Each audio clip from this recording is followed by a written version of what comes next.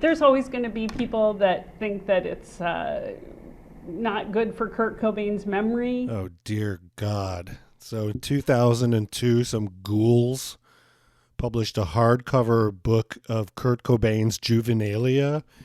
It's his scrawlings and artwork, if you can call it that, in notebooks.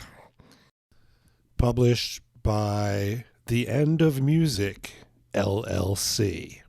The End of Music, LLC is owned by, shockingly, Courtney Love Cobain. I run an empire, but the empire has been emptied by a whole lot of very sleazy people, many of whom are on this very site, says her, I think, LinkedIn page, unless it's a colossal joke. But there's, reality or fiction, it's all a blur now. Kurt Cobain, journals. This hardcore, hardcover edition, first edition in this book, all black. Kurt Cobain in pink letters, journals in red. All black cover. This was a New York Times bestseller. The board and end sheets of the book are bound with purple paper. And you have the page with all the relevant information, the ISBN numbers and so forth, and published by a ghoul in cooperation with other ghouls. And then it's not technically the first page. There is and this is all, photographs from his journals. I mean, if you transcribed this crap, it would be so. We should do that.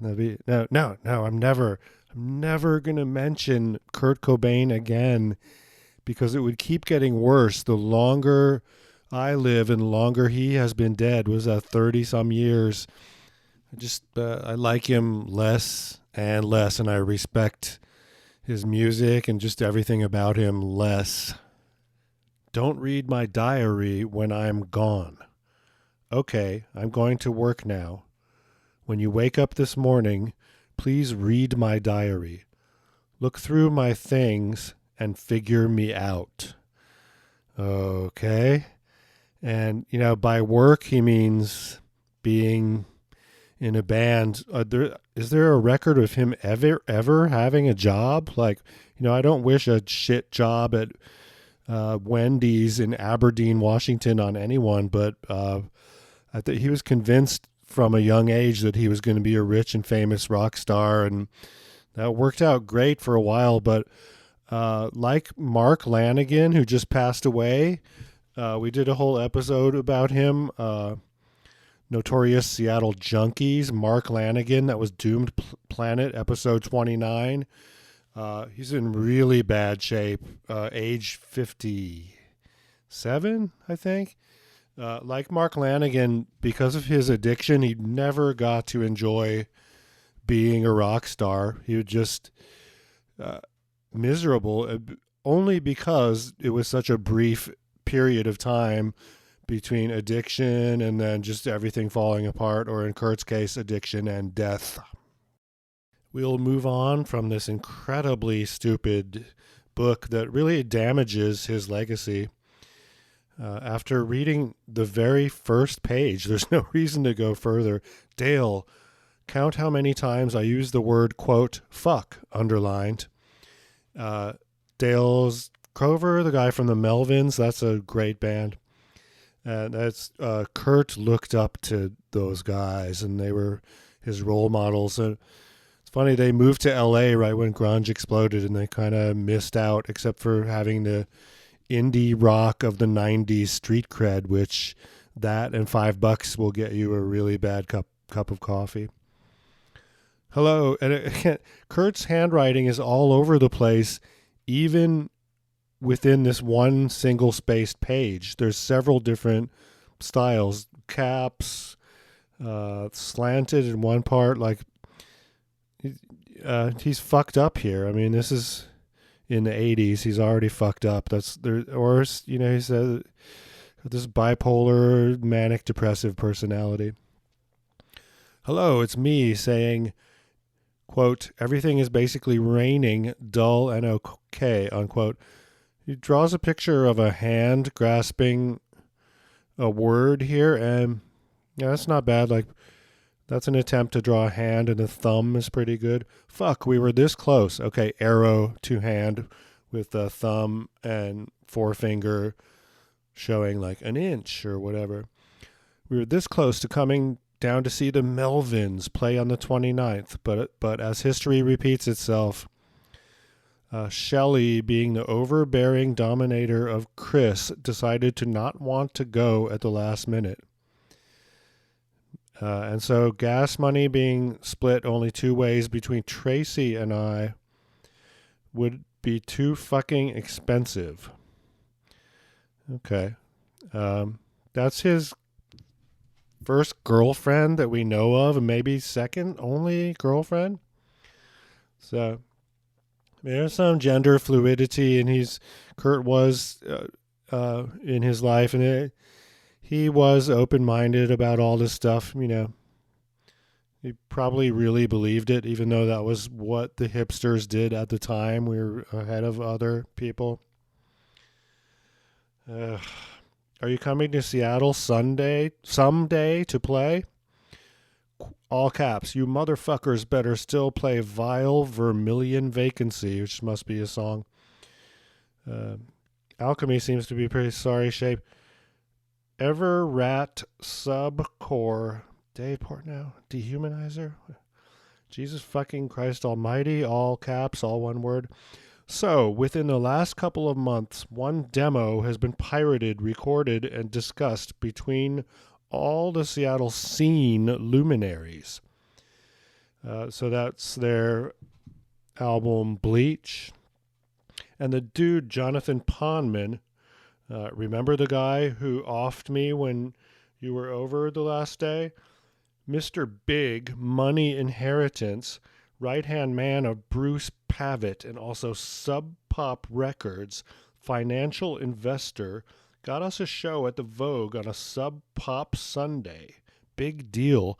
Now, God, what an arrogant fuck. I mean, those two guys, Jonathan and Bruce, without them, there might not have been this launch of Nirvana into the stratosphere. And they're the ones that hired Everett True, British music journalist and close friend of Alex here at the podcast, to come over and write a story about grunge or the Seattle scene for, I think he's working for Melody Maker, influential music magazine in London. And they're the guys that put out this first album, and he's so resentful of money and stuff. And even if these Bruce and Jonathan are trustafarians, I mean, they're rich as shit now because of all this. You'd think he would be more grateful. But he's an unsophisticated person. I mean, not that you have to go to some fancy rich kid college and get a liberal arts degree, but yeah, beyond, reading some, paperbacks and stuff, 1984, Brave New World or whatever. He's not a well-read person. He's kind of an idiot. Okay, so they got us a show at the Vogue, but I guess hype and regularly being played on KCMU probably helped. Okay, and yeah, Bruce and Jonathan doing some of that hype. KCMU is the college radio station in Seattle that is now wealthy nonprofit KEXP. A local billionaire, Paul Allen, changed the call letters. That's another story. The amount of people who came to, very thick lettering, judge us, not to be at a, all caps, bar, get drunk, watch some bands, and have fun, but just watch the showcase event, 1 hour. There was a representative from every Seattle band there just watching. So many Ghouls capitalizing off of Curt Cobain's intellectual property legacy. We covered that a lot in Did Curt Cobain Eat Food? Doom Planet episode number 59. Recently, a couple Seattle photographers have been releasing Curt Cobain NFTs. And from Loudwire, Nirvana photographer addresses NFT auction backlash. It would be Faith West selling some NFTs of Nirvana concert photos taken on October 1st, 1991. And funny that this female photographer should get backlash because legendary grunge photographer Charles Peterson went all in on NFTs of his grunge photographs. And yeah, doesn't just have, oh, I shot photos of this one night. He's everybody, Tad, Pearl Jam, Soundgarden. I've got the NFTs, bitch. You want to pay for them.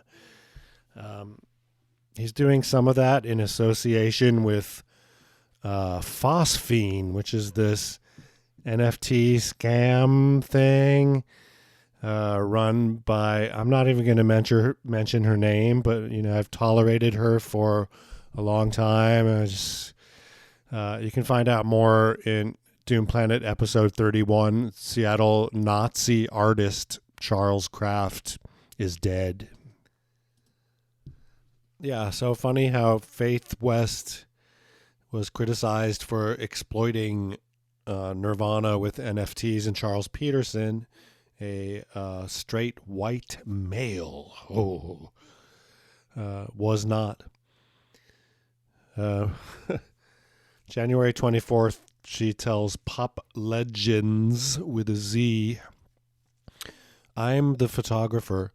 For all their considerable downsides, NFTs restore proof of ownership to artists. We make so little for our labor. Right-clicking and copying makes a slave of the artist. For what it's worth, I'm researching the environmentally sensitive blockchains for future. That's the quote. Another quote. Hey, I get why you are suspicious of my project. I'm also a Nirvana fan, and I'm respectful of you and all fans defending Kurt's memory. There's been a lot to hate about the way he's been remembered since his death. My project is a little different, so I hope you'll hear me out. NFTs, for all their downsides, allow artists... Fuck off. So, and again, like him less and less as even every second, but do you really think Curt Cobain would have been down with this NFT stuff? Well, the cool thing about this sale is that it brings the fun of collecting NFTs to the Nirvana fan who also wants to own a piece of Nirvana's history. On OpenSea, that's an NFT scam website, Charles Peterson Grunge Years NFT Collection. Nirvana Nevermind release. Beehive Records, Seattle, 1991. It's a great, now don't get me wrong, Charles Peterson is a great photographer. He mastered the art of this flash photography, which you need in a dark room. If a band is playing in a bar and there's no lighting. And and he's in a record store here, and he captures the excitement and energy of these bands of this time. And this NFT is owned by Myriad in Art, and you look at their page, and they're the proud owners of a bunch of digital garbage, like just this pop surrealist, photoshopped garbage. All-time average price 4.41 Ethereum, if that's to be believed. Then someone made some money from this. About Charles Peterson Grungier's NFT collection, Fury. Fury, perhaps too strong of a word in its original definition of invocation of violence. But it implies action of a quick and powerful kind, an attack so fast and strong that it can be like a grunge with strength and power mixed with angst, anger, sexiness, and a snarky... So, I will mention this again. The art form that takes the least amount of talent is job description, still photographer, and then even lower than that would be band photographer. I've gotten fans that just can't wait to get on the computer and get one of the NFTs. Curt Cobain, Journals. That was published a month after the release of Nirvana Greatest Hits. First printing in the hardcover edition sold 375,000 copies. That is huge. According to some kind of Wikipedia page, Cobain often made lists of his favorite bands and albums. Several of these lists are included in Journals. And this is the stereotypical 90s rock hipster, white hipster list of bands. Great bands, but Pixies, Breeders, Sonic Youth, REM, PJ Harvey, Meat Puppets, Pavement, Stooges, Velvet Underground, Butthole Surfers, Sex Pistols, Clash. You get the fucking thing. He does mention Public Enemy and NWA. Yeah, okay. Pretty brilliant. Okay, friends and not friends. This is going to wrap up episode 65 of the Doom Planet Obituaries podcast. Curt Cobain died more than 3 decades ago. People are still obsessed with him, like me, internet loser Alex, and people are making lots of money from him. Mostly, well, let's not even get into that. I will never mention his name again on this podcast or in public. Maybe I'm ranting and raving, wandering around in a desert, dying of thirst. Yeah, I'll mention his name, but never again. No one will ever hear me say Curt Cobain again. Goodbye.